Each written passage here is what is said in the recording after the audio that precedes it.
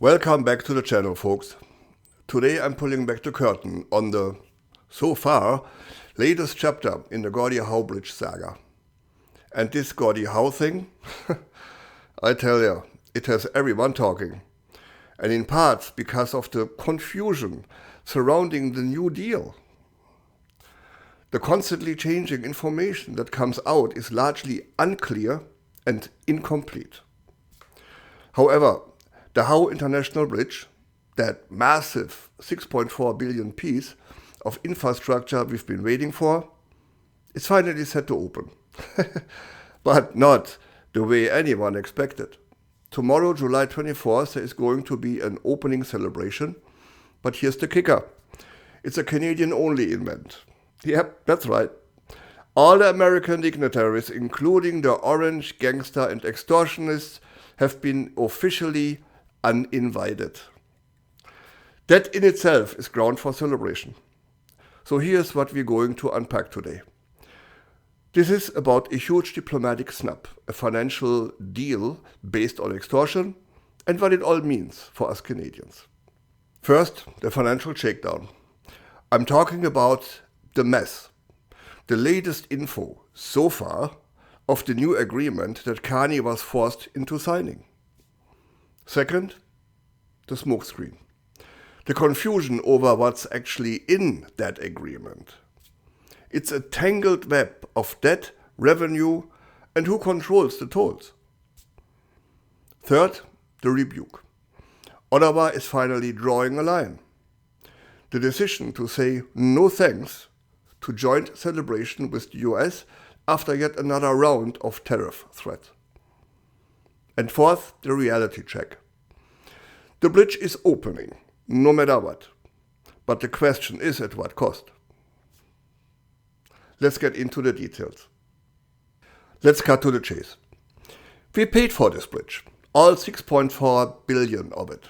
It was our investment, our risk, and our project. The original deal was crystal clear. Canada would collect all tolls until we recouped our costs. It was a 50-year plan for a return on our massive investment. Then, the Trump administration, after being heavily lobbied by the billionaire Maroon family, who own the competing Ambassador Bridge, put the brakes on the opening. The extortionist wanted a better deal. And to avoid a definite gridlock, Mark Carney's government made a fist in the pocket and said yes. And really, it was the only thing they could do. However, this new deal is a direct financial hit to Canadian taxpayers. We are now sharing half of the net revenue with the US, starting at day one for the next 15 years. That is before we've even paid off a dime of the construction costs. It's a massive concession that will burden our wallets for quite some time. Now you may have heard Carney saying that this was about splitting net profit after the debt was repaid. That was the claim. But the official text of the agreement says something completely different. It's been made public, and the reality is a far cry from the claim. Let's break down the confusion. The claim: Prime Minister Mark Carney originally insisted that tolls revenue would not be shared with the US until all the debt is repaid. But the reality, the official document, the proposed agreement in principle, makes no mention of Canada's debt recovery. According to that document, the revenue split begins immediately. The claim: government official initially blurred the financial semantics, jumping between phrases like splitting net profit, revenue, and splitting tolls. But in reality, Canada will split 50% of the bridge net revenue. That's the official wording for the first 15 years. The document refers to it as all gross revenue collected, minus standard operating expenses, like staffing and snow removal. But crucially, Loan interests and capital depreciations are not being factored into the operating expenses, leaving a large chunk of cash to be split with the US right away. Again, keep in mind the US had not paid a penny for that bridge. It was all us, Canada. And Canada's share? Canada will use its half of the remaining net revenue to slowly pay down the multi-billion-dollar construction debt. The US share? Well, the American half goes directly into a new economic development fund. The fund is established and solely controlled by the United States government, aka Donald Trump. So, where does that leave us? With a bad taste in the mouth, for sure, being extorted, pulled over the table, and nothing we can do. That should make everyone mad. But yesterday the federal government finally pushed back. Big time. A huge statement to the world. A huge embarrassment of the American conmen. In response to the conmen's latest announcement of a 50% tariff on broad range of Canadian goods, Ottawa made a definite move. They cancelled the planned joint ribbon-cutting ceremony. Infrastructure Minister Gregory Robertson officially stated it would be inappropriate to celebrate with the US, given the circumstances. Instead, tomorrow, Friday, July 24th, we will have a Canadian-only celebration. It's a clear statement. You can hit us with tariffs.